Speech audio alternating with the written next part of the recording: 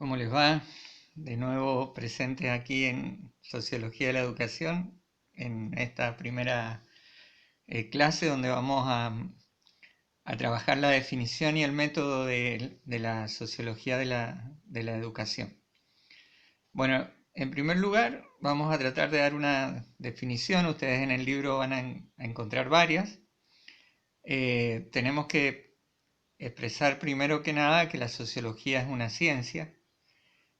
ciencia del estilo, no de las ciencias llamadas duras, como ustedes están acostumbrados a estudiar química, que es una ciencia dura, sino que la sociología está dentro de lo que se llaman las ciencias blandas, porque, y vamos a ver esto en su método, sus conclusiones siempre son provisionales. Aunque en las ciencias llamadas duras, después de Einstein, han descubierto que también sus conclusiones no son definitivas, sino que pueden ser mejoradas y superadas por otra ciencia. La sociología, ¿qué es lo que va a estudiar? Y esto es lo más interesante, porque estudia los comportamientos grupales, es decir, de nosotros como seres humanos, pero cuando actuamos en grupo, cuando actuamos en sociedad. Ese comportamiento. Y si ese comportamiento puede ser no solamente estudiado, y justamente por eso es una ciencia, sino también puede ser definido cómo es que va a suceder. Es decir, la ciencia nos permite hacer futurología, ¿no es cierto? Ustedes en química, si colocan dos moléculas de hidrógeno y una de oxígeno, van a tener agua. Bueno, si nosotros en un grupo social colocamos personas de tales características, puedo prever los resultados que voy a obtener. Ese es el sentido que tiene la ciencia sociológica, por eso estudia los comportamientos grupales, las costumbres, y algo importante que son las disposiciones sociales, pero aquellas que son perdurables, porque hay disposiciones que pueden ser tipo modas o modismos, que duran muy poco tiempo, y la sociología suele estudiar aquellas que perduran en el tiempo. Entonces, comportamiento grupal, fíjense palabras que tienen ahí en la definición, costumbres y disposiciones perdurables que proceden o derivan del comportamiento grupal. Eso es lo que va a estudiar la sociología. ¿Y con qué método? ¿De qué manera va a estudiar esto? ¿De qué manera va a estudiar este comportamiento de toda una sociedad que no es tan sencillo de visualizar o de ver, como si es posible visualizar entidades matemáticas, o cómo va a reaccionar o cómo se va a comportar todo este núcleo de gente, no es tan simple de encontrar, ¿no? Por eso su objeto es mucho más complejo que el de las ciencias naturales y por eso tiene que echar mano a un método también diferente. Además que los grupos humanos, porque aquí no está estudiando el comportamiento del individuo, sino estaríamos haciendo psicología, no sociología, sino el comportamiento del grupo que está conformado por individuos, ¿no? Bueno, hay algunas reglas que han elaborado los sociólogos que tienen que ver con esto de encontrar el comportamiento de los grupos humanos. Bueno, la primera regla que establecen los sociólogos es lo que se llama la regla de la objetividad y que tiene que ver con describir la realidad, digamos, lo más objetivamente posible, sin marcos teóricos predefinidos, sino describir lo que veo. No importa si lo que veo me gusta o no me gusta, eso es otra cosa. No importa si lo que veo está de acuerdo a lo que pienso, sino que tengo que describir lo que veo, dejando de lado mis ideas preconcebidas o mis conceptualizaciones, sino tratando de describir verdaderamente lo que nos está pasando, sin justificar y sin condenar, sino simplemente describir lo que pasa, ¿no? Esta imagen del espejo, ¿no es cierto?, de cómo soy, cómo me veo. Bueno, esto también tiene que ver con lo social, no solamente con la imagen individual, sino socialmente, cómo somos, cómo nos vemos. Bueno, tratar de ver lo que somos o de ver lo que verdaderamente está sucediendo. Esta es una de las reglas supremas de la objetividad. Y en este sentido, cuando uno sigue el método científico, ustedes lo conocen porque lo aplican permanentemente en la ciencia natural, en este caso en química, pero bueno, son 5 momentos clásicos, ¿no es cierto? Tengo que establecer una hipótesis, es decir, bueno, yo creo que sucede esto en este grupo social por tal causa, yo estoy estableciendo una hipótesis, no lo he demostrado todavía, pero pienso que es por eso. Eso es establecer una hipótesis, ¿no es cierto? Yo digo, bueno, creo que en este grupo de las hinchadas de fútbol se genera la violencia porque es una descarga humana natural que se hace en este caso en un estadio de fútbol. Bueno, eso sería una hipótesis. Ahora tengo que demostrar esa hipótesis. Por eso, lo segundo que tengo que hacer una vez que establezco una hipótesis es observar y anotar los fenómenos que suceden. Aquí es donde necesito de modo supremo la objetividad, que es lo que estamos dialogando o hablando, ¿no es cierto? En tercer lugar, la clasificación y organización de los datos, que esto en una investigación es fundamental porque yo establezco una unidad de análisis, que es lo que voy a estudiar, y de ahí tengo que sacar datos que sean verdaderamente bien tomados, relevantes. A veces en las ciencias sociales tenemos que diagramar los instrumentos con los que vamos a tomar esos datos. Esto es muy interesante, como ustedes a veces tienen que inventar instrumentos para poder llegar al átomo, ¿no es cierto? Yo me imagino lo que es un microscopio electrónico. Miren el instrumento que han tenido que utilizar para llegar a una realidad que no se visualiza normalmente. Bueno, lo mismo pasa aquí en esta clasificación y organización de los datos. Y entonces una vez que tengo los datos puedo formular las leyes o generalizar las leyes que llevan a este comportamiento. Y de ahí puedo insinuar predicciones. Bueno, si las predicciones son correctas, es señal de que las leyes que yo he obtenido son correctas también.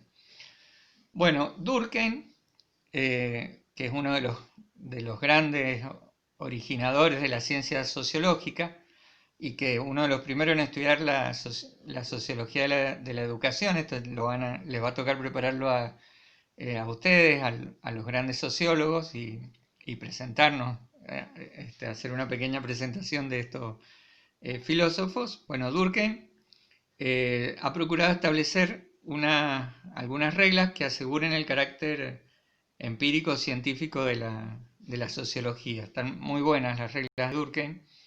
Y aquí en este cuadro, ahí lo tienen a Durkheim. En este cuadro vamos a ver que siguiendo la regla que él propone, esto tiene un propósito y logra un beneficio.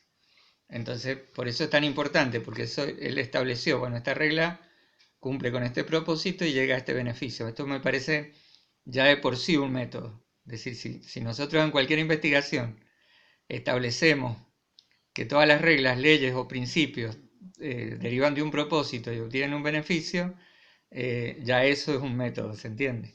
Es decir, el método de Durkheim radica justamente en esto. Ahora, ¿qué reglas propone él? ¿Cuáles son las reglas y qué propósitos y qué beneficios tienen?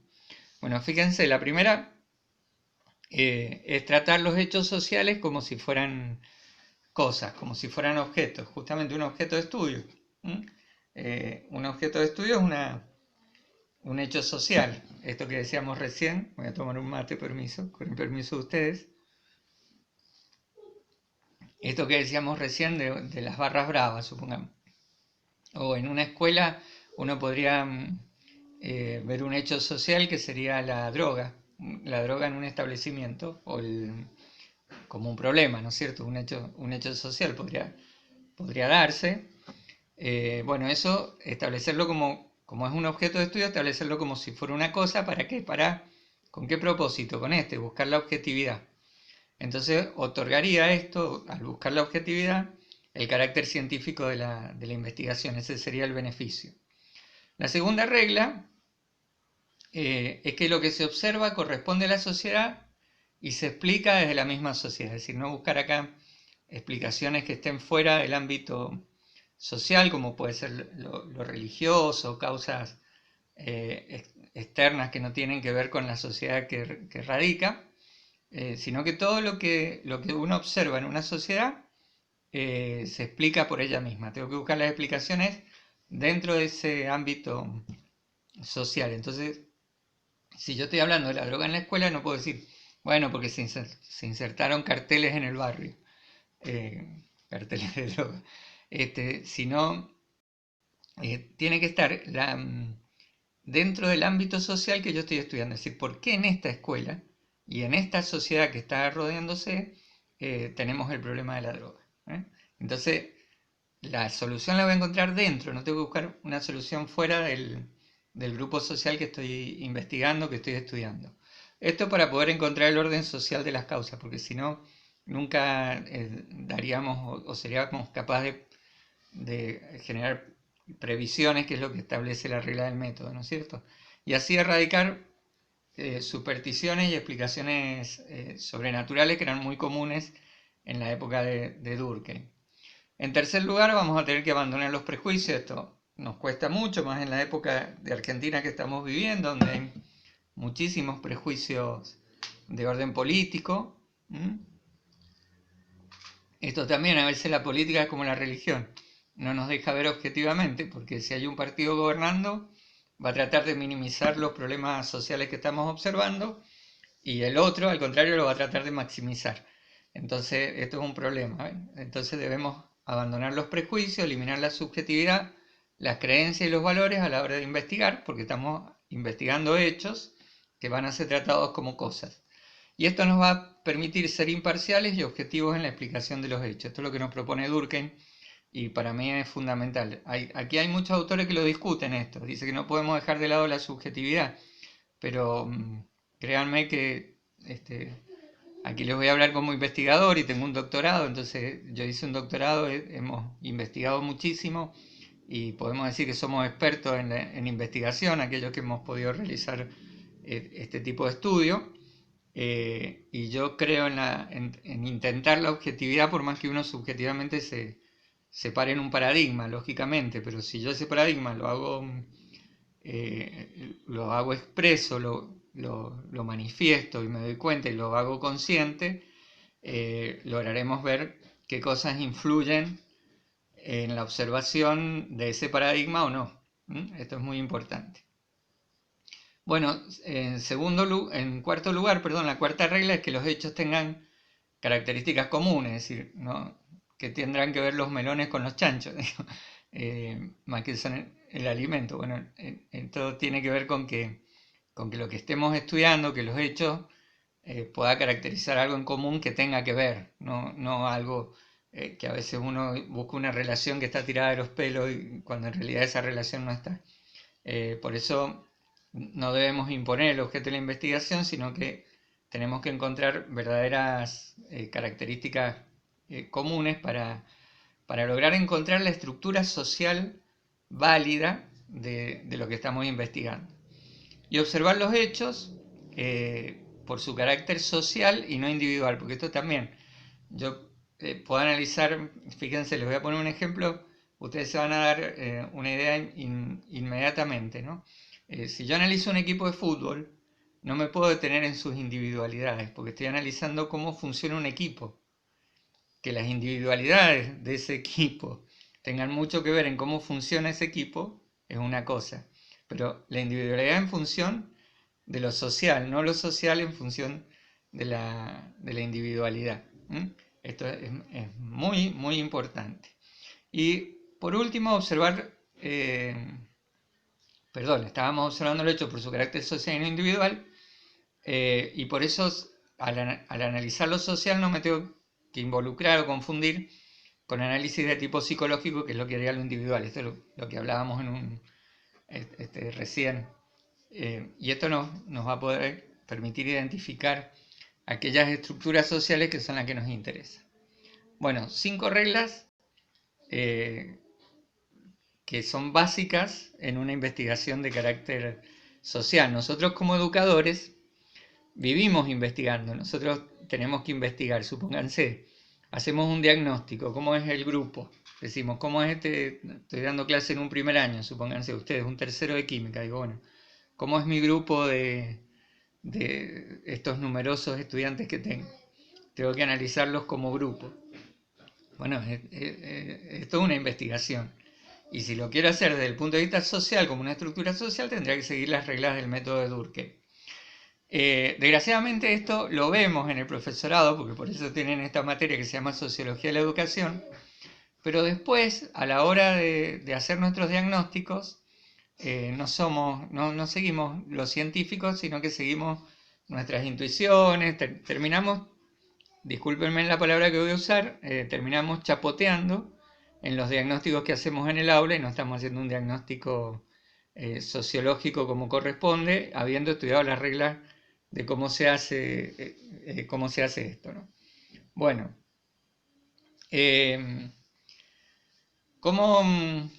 fíjense cuáles son los métodos sociológicos, que ustedes lo han utilizado muchísimo seguramente cuando han estudiado en las prácticas, esto de decir cómo hago un diagnóstico de un grupo, cómo hago un diagnóstico de una escuela, cómo hago bueno, el cuestionario, la entrevista, la observación, la medición de actitudes y el análisis de documentos. El cuestionario, hoy que están de boga los formularios de Google, se pueden hacer cuestionarios de todo tipo. La entrevista, que ustedes han entrevistado a los directivos, muchas veces a los preceptores, a los profesores, ¿no es cierto? Las observaciones de clase que ustedes hacen permanentemente, fíjense que son esto que ustedes hacen desde lo pedagógico, en realidad están haciendo investigaciones de tipo sociológico y que debemos conocer cuáles son sus características, ¿no es cierto? La medición de actitudes, como cuando uno mide el grado de violencia que hay en este curso, esto lo podemos hacer, lo tenemos que aprender a hacer, y el análisis de documentos, que por ejemplo cuando ustedes piden ver el PEI de una institución o las actas que se han hecho anteriormente, supongamos si han habido problemas en un curso y se han hecho actas sobre acciones o cosas, bueno, toda esa documentación que existe en una escuela y que uno puede perfectamente investigar. Y algo importante, en una investigación que uno hace de un establecimiento educativo, de cualquier ámbito social que a uno le toque hacer, es importante tener una pluralidad de métodos, porque un solo método no me da el resultado de una investigación. Supónganse, a mí nos sucedió en el instituto hace varios años atrás, yo no estaba de vicerrector, habían otras personas dirigiendo el instituto, y me acuerdo que se hace una investigación sobre el tipo de dirección que había en los institutos del Valle de Uco. Y el método que se utilizó para hacer esa investigación fue la entrevista. El único método que se utilizó fue la entrevista. Entonces, los cuestionarios y las preguntas se basaban, digamos, las conclusiones de la investigación se basaban en las entrevistas que se habían hecho a esos directivos. ¿Qué es lo que sucedió? Que esa investigación estuvo mal hecha porque en realidad se basaba no en lo que sucedía, sino en la visión que tenían los directivos de lo que sucedía en la institución.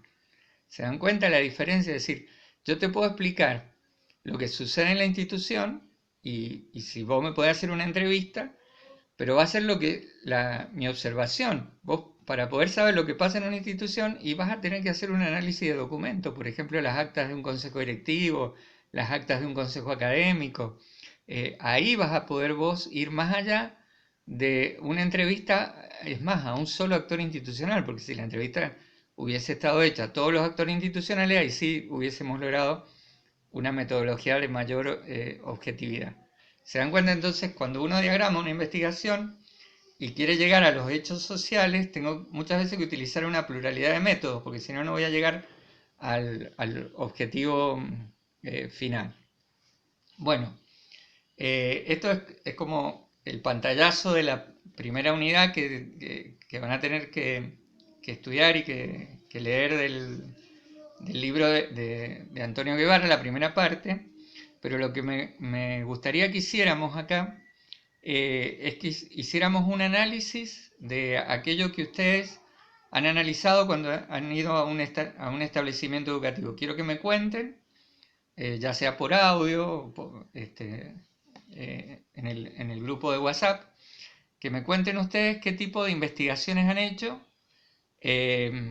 y siguiendo lo que dice Durkheim, las reglas del método sociológico de Durkheim, qué ha estado bien y qué ha estado mal en ese análisis que han hecho, por ejemplo, de un establecimiento educativo o de un curso, en alguna de las prácticas que les ha tocado hacer. ¿Qué les parece que ha estado bien?